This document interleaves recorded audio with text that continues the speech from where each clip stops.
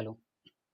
तो आज से हम धीरे-धीरे ज्योतिष को समझना स्टार्ट करेंगे। ज्योतिष को ज़ीरो लेवल से समझेंगे। आप जहाँ तक समझते होंगे या फिर आपको कहीं न कहीं सुनने मिलेगा कि ज्योतिष कहीं न कहीं काफ़ी सिग्निफ़िकेंस रखता है मानव जीवन में। मानव जीवन के कर्मों में और मानव जीवन में जो भी समस्याएँ, जो भी परिस्थिति बनती हैं, उनमें ज्योतिष का एक काफ़ी भारी मात्रा में महत्व होता है। ज्योतिष में कुछ ऐसे उपाय रहते हैं या ज्योतिष में कुछ ऐसे साइन रहते हैं जिससे हम अपने लाइफ के कुछ पहलुओं को डिकोड कर सकते हैं, उन्हें समझ सकते हैं कि हमें समस्या किस फील्ड से आ रही है, किस फील्ड से हमें अच्छे आउटपुट मिलेंगे, किस फील्ड में हमें बुरे आउटपुट मिलेंगे, हमें क्या काम करना चाहिए, हमें कैसे आगे बढ़ना चाहिए। हर प्रकार का जो आंसर हमें मिलता है वो हमें ज्योतिष से मिलता है। मोटे-मोटे तौर से हमें ज्योतिष में हमें अपने लाइफ का एक एम पता चलता है, एक पर्पस पता चलता है कि हमें क्या करना चाहिए, क्या ना करना चाहिए।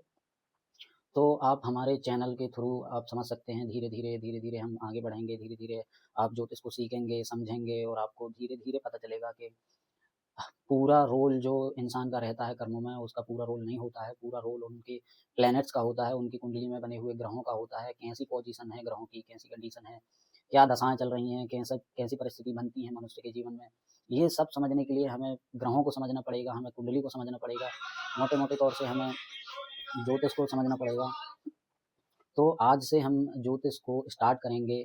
आप चाहें तो हमसे जुड़ सकते हैं, आप चाहें तो आप हमसे सीख सकते हैं ज्योतिष के बारे में और आप खुद ही अपनी कुंडली को डिकोड करना सीख सकते हैं।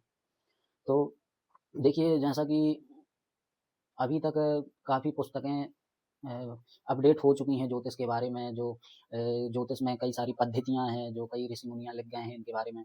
जैसे एक पुस्तक है पराशर, मतलब पराशरी ज्योतिष, और एक पुस्तक है नंदी नाड़ी, और एक एक पुस्तक है बृहत्पराशर होरा शास्त्र।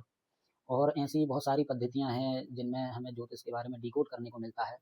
तो बेसिकली इन सभी पुस्तक का एक मेन जो पहलू बेसिक फंडामेंटल रहता है वो फंडामेंटल प्लैनेट्स के बारे में रहता है। भले आगे चल के इन दोनों में सभी पुस्तक में थोड़ा-थोड़ा डिवीज़न रहता है, थोड़ा-थोड़ा अलग होना रहता है। पर इन सभी पुस्तकों में पहले मेंशन यही रहता है कि प्लैनेट्स के बारे में और नक्षत्र के बारे में और ग्रहों के राशियों के बारे में।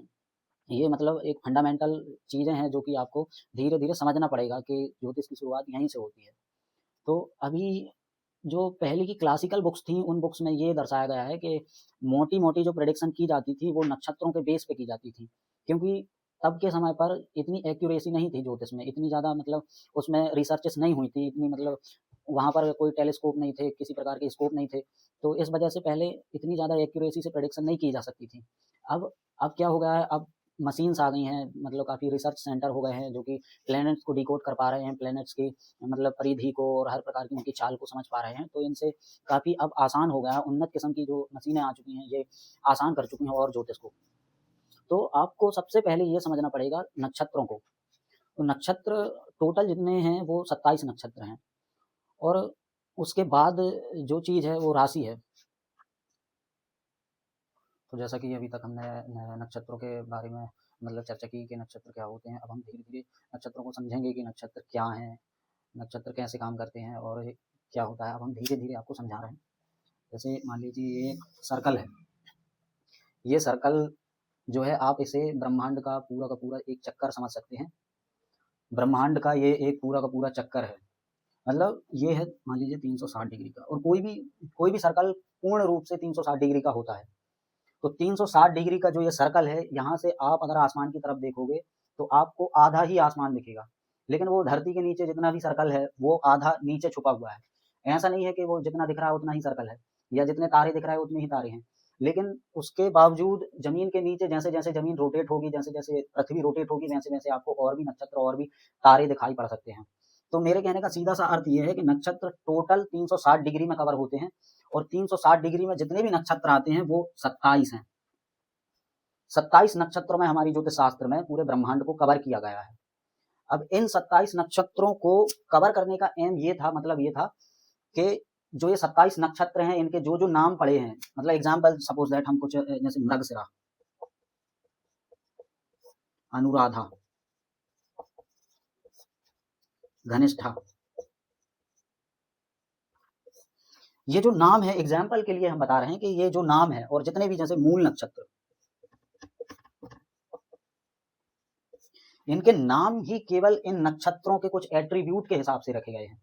मतलब मैं अभी यहाँ पे 4 ही नक्षत्र के बारे में बोला हूँ, ऐसे टोटल 27 नक्षत्र हैं और 27 नक्षत्रों के बारे में हमारे ऋषि मुनियों ने इतने प्रॉपर ढंग से डिस्क्राइब किया है और इतने प्रॉपर ढंग से इनका नामकरण किया गया है, क्योंकि ये जो नाम है इन नक्षत्रों किसी ना किसी नक्षत्र पर मैच करते हैं, उनके साइज पर, उनके मतलब उनके एट्रीब्यूट उन पर मैच करते हैं। तो जो जो नाम रखे गए हैं इन नक्षत्रों के, वो नक्षत्र इन नामों से मैच करते हैं, इन नामों के कुछ सिग्निफिकेंस उनसे मैच करते हैं और इनके कुछ साइज भी मैच करते हैं। तो इस प्रकार से 27 नक्षत्र हुए। अब 27 नक्षत्र मान लो हम एग्जाम्पल के लिए यहाँ पर बना लें, कुछ भी ऐसा समझ सकते हैं आप।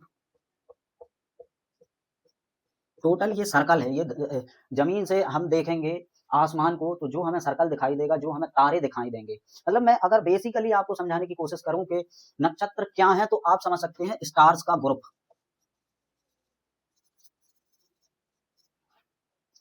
ग्रुप ऑफ स्टार्स, समूह, तारों का समूह।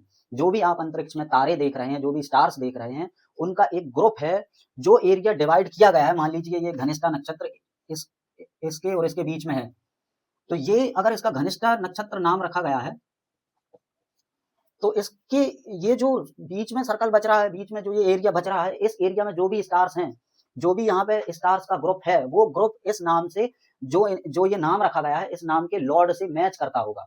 अब इस नक्षत्र का कोई ना कोई स्वामी होगा। स्वामी मीन्स, मेरा कहने का मतलब है, इसका कोई, हर नक्षत्र का, हर राशि का, हर ग्रह का एक स्वामी होता है, उसका देवता होता है, डीएटी होता है।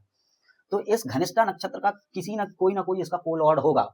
उस लॉर्ड के हिसाब से ये एरिया मैच करता होगा। इन एरिया का जो जो स्टार्स का ग्रुप है, वो ग्रुप उसके लॉर्ड के स्वामी, उसके लॉर्ड के बॉडी पार्ट से या फिर उसके कुछ एट्रीब्यूट उस पर मैच करते होंगे। इस हिसाब से इनका नामकरण किया गया है और इनको एक स्पेस प्रोवाइड किया गया है। तो आप कुछ इस प्रकार से समझ सकते हैं कि 27 नक्षत्र हैं टोटल। 27 नक्षत्रों को और बारीकी से डिस्क्राइब किया गया है। धीरे धीरे धीरे धीरे जब ज्योतिष जैसे जैसे आगे बढ़ती गई, सबसे पहले हमारे जो एंसेस्टर थे, ऋषि मुनि थे, सबसे पहले उन्होंने नक्षत्रों की खोज की, मतलब स्टार्स का ग्रुप, उसकी खोज की।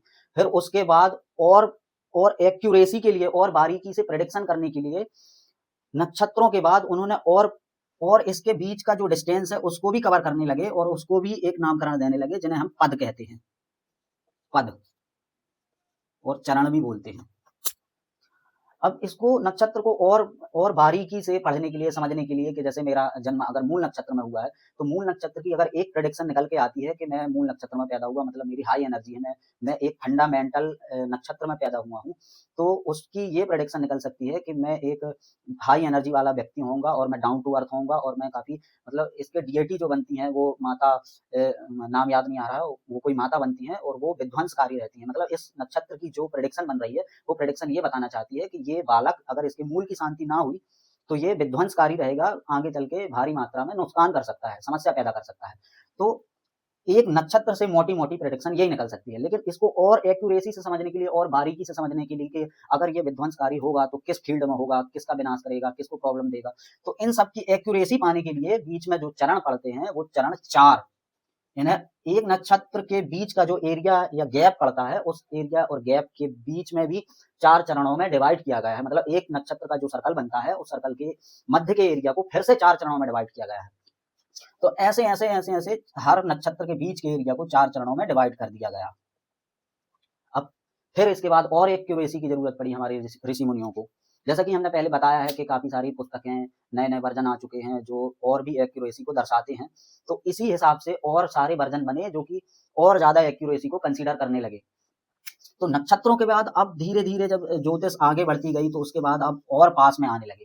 मतलब ये तो काफी दूर की प्रेडिक्शन हो गई, ये तो काफी दूर है, नक्षत्र बहुत दूर है, तारे बहुत दूर हैं, अरबों खरबों किलोमीटर दूर हैं जमीन से। इनकी और अच्छे से प्रेडिक्शन करने के लिए हमारे ऋषि मुनियों ने और ज्यादा एक्यूरेसी पाने के लिए और पास की चीजों को पढ़ने लगे कि और पास में क्या पड़ता है और उससे मानव जीवन में क्या प्रभाव पड़ते हैं। तो और बारीकी से पढ़ने के लिए राशियों का आविष्कार किया गया। अब नक्षत्र कितने हैं? नक्षत्र है 27, राशियां हैं 12। यहाँ पे हम फिर से एक सर्कल बनाते हैं और पास में आने पर हमारे ऋषि मुनियों ने देखा कि अंतरिक्ष में और भी शेप बनते हैं और उन शेप को ही राशियों का नाम रखा गया है। अब राशि 12 है, ये सर्कल है, ये अंतरिक्ष है, पूरा 360 डिग्री का सर्कल है। उस सर्कल को और बारीकी से पढ़ने के लिए राशियों का निर्धारण किया गया, राशियां बनाई गई 12। अगर आपको नाम नहीं पता हो तो हम नाम भी बता सकते हैं। पहली राशि है मेष राशि, दूसरी राशि है वृषभ, तीसरी राशि है मिथुन, चौथी राशि है कर्क, पांचवी राशि है सिंह, छठवीं राशि है कन्या, सातवीं राशि है तुला, आठवीं राशि है वृश्चिक, नौवीं राशि है धनु, 10वीं राशि है मकर, 11वीं राशि है कुंभ और 12वीं राशि है मीन। ये राशियों के नाम हैं। अब जो यहाँ पे जो ये मैं एरिया बनाया हूँ, ये सेकंड वाला सर्कल बनाया हूँ, ये सर्कल राशियों को प्रोवाइड किया गया है। अब राशियों को प्रोवाइड किया गया है तो इन राशियों के नाम भी रखे गए हैं। जैसे पहली राशि है मेष, दूसरी है वृषभ, ऐसे ऐसे करके मीन तक, मेष से लेकर मीन तक नाम रखे गए हैं। अब इनको हम अगर और बारीकी से समझें तो 27 नक्षत्र और 12 राशि, अब इनको ये दोनों भी मैच करनी पड़ती हैं कि इनमें कितना एरिया कवर हो रहा है। मान लीजिए यहाँ तो 27 है, यहाँ तो बड़ा सर्कल हो गया, अब इस और नजदीक के सर्कल को छोटे पार्ट में डिवाइड कर दिया गया, तो यहाँ पर 12 राशियां हो गई। और फिर इसको और डीपली अगर समझने की कोशिश करें तो 27 नक्षत्रों में जैसे एक राशि इज इक्वल टू 9 चरण। 9 चरण, 9 चरण मतलब मैं यहाँ की बात कर रहा हूँ नक्षत्रों की। एक नक्षत्र में 4 चरण होते हैं, 2 नक्षत्र में 8 चरण होंगे, और तीसरे नक्षत्र का एक चरण और कवर होगा। मतलब एक नक्षत्र में 4 चरण हुए, दूसरे नक्षत्र में भी 4 चरण हुए, तो दोनों मिलकर 8 हुए। और तीसरे नक्षत्र में भी 4 चरण होंगे, लेकिन उसका एक ही नक्षत्र लिया जाएगा जिससे बनेगी एक राशि। मतलब 2 नक्षत्र और तीसरे नक्षत्र का एक चरण, 9 चरण कंसीडर होंगे, तब एक राशि का निर्माण होगा। मतलब जितना एक राशि का एरिया कवर होगा, जितना एक राशि का स्पेस कवर होगा, उतना 2 नक्षत्र और एक चरण मिलकर एरिया कवर करेंगे। तो यहाँ पर ये काफी अच्छी जानने वाली बात है, ये आपको बाद में धीरे धीरे समझ में आएगी। अब यहाँ तक हमने समझ लिया। अब हमारे एंसेस्टर, हमारे ऋषि मुनि जिन्होंने भी ज्योतिष की खोज की, उन्होंने और भी एक्यूरेसी पाने के लिए, और भी मतलब सरलता पाने के लिए, प्रेडिक्शन करने के लिए या फिर भविष्यवाणी करने के लिए, और भी इसमें एक्यूरेसी करने के लिए और पास में आ गए। मतलब ये हो गई सबसे दूर की बात, ये हो गई मध्य की बात, और ये बात हो गई और नजदीक की बात, जिन्हें हम ग्रह कहते हैं, प्लैनेट्स।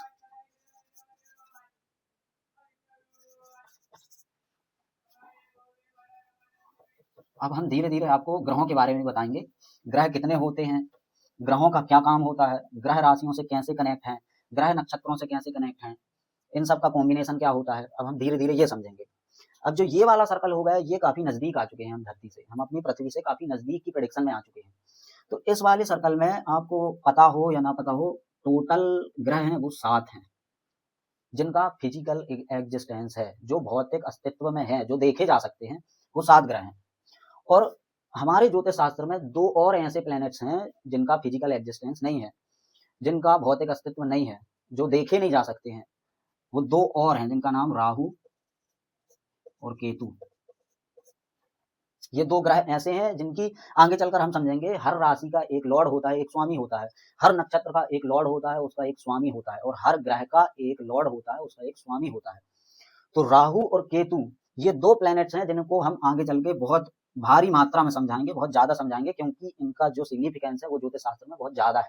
बाकी प्लैनेट्स की अपेक्षा ये बहुत ज्यादा बल रखते हैं ग्रहों की अपेक्षाओं में। अब 7 ग्रह जो हैं इनको हम समझें तो जिनका भौतिक अस्तित्व है, जैसे मंगल, सूर्य, बुध, शुक्र, शनि,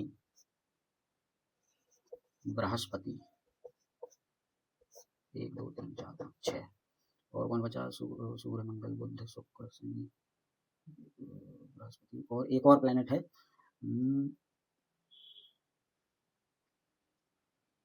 ठीक है, आगे अपन कवर करेंगे। ये राहु और ये केतु, ठीक है। अभी एक अभी याद आएगा तो आपको बताएंगे, हालांकि अभी थोड़ा नर्वस होने की वजह से याद नहीं आ रहा। तो ये टोटल ग्रह हो गए। ये 2 ग्रह हैं जिनका कोई स्वामी नहीं है। हर नक्षत्र का एक स्वामी होता है, हर राशि का एक स्वामी होता है, हर ग्रह का एक स्वामी होता है। मतलब इन्हीं 7 में से राशि का कोई ना कोई स्वामी होगा। इन्हीं 27 नक्षत्र में से, इन्हीं ग्रह में से कोई ना कोई स्वामी होगा। अब देखिए यहाँ पे जो मैं चीज बोल रहा था, ये होगा चंद्रमा, ये होगा 7 ग्रह, 1 2 3 4 5 6 7, और ये राहु और केतु। अब इनको भी स्थान प्रोवाइड किया गया, हालांकि ये फिक्स्ड नहीं है, ये घूमते रहते हैं। और एक बात और, अंतरिक्ष में कोई भी चीज फिक्स नहीं है, अंतरिक्ष में कोई भी चीज स्थायी नहीं है, कोई भी चीज का स्थान फिक्स नहीं है। हाँ, उनका एक अनुमानित स्थान हो सकता है कि यहाँ पर ये उच्च का होता है, यहाँ पर नीच का होता है, यहाँ पर इसको बल मिलता है, यहाँ पर इसको कमजोर होता है ये ग्रह। लेकिन अंतरिक्ष में कोई भी वस्तु, कोई भी फिजिकल चीज एक स्थायी अवस्था में नहीं है। तो अभी के एग्जाम्पल के तौर पर हम ऐसा समझ सकते हैं कि ये मान लीजिए ये ग्रह है, ये 9 ग्रह आप इन्हें मान सकते हैं, 1 2 3 4 5 6 7 8 और ये 9, ये 9 ग्रह आप समझ सकते हैं। अब ये 9 ग्रह रोटेट होते रहते हैं, मतलब ये ग्रह जैसे सूर्य है, सूर्य को बोला गया है कि ये पूर्व की दिशा में बलपूर्वक रहता है। मतलब आप समझ सकते हैं कि जो हमारी बर्थ प्लेस है, जहां पर हमारा जन्म हुआ है, वहां से पूर्व, मतलब जहां से सूर्योदय होता है, वहां पर ये बली होता है। ये हम एक आपको एग्जाम्पल के तौर पर बताना चाहते हैं कि सूर्य पूर्व की दिशा में बली होता है, मतलब अपनी एक उदित राशि में रहता है। उदित राशि मतलब जहां से उसका उदय होता है। तो ठीक इसी प्रकार से हर ग्रह का एक ऐसा पॉइंट आता है, एक ऐसा बिंदु आता है, जहां पर वो अच्छी अवस्था में रहता है, खुलकर प्रभाव देता है, अपनी मतलब एफिशिएंसी में रहता है, बल में रहता है। तो ये सूर्य का मैंने एक एग्जाम्पल दिया। अब यहाँ तक अगर आपको समझ आ गया होगा, तो हम कल की वीडियो में और आगे और अच्छे से और बारीकी से डिस्कस करेंगे ज्योतिष के बारे में। आपको ये चीज़ें समझ आ गई हों, अगर ना आई हों समझ में, तो आप हमें कमेंट भी कर सकते हैं, और बारीकी से समझना हो तो आप कोई सवाल हो आपको, ये इन सारी चीज़ों में अगर आपको कोई प्रॉब्लम आई हो, आपको समझ में ना आया हो, तो आप हमें बेझिझक कमेंट कर सकते हैं, और हमसे आप जुड़ सकते हैं। आपको हम धीरे-धीरे ज्योतिष के बारे में समझाना चालू करते हैं। ठीक है, धन्यवाद।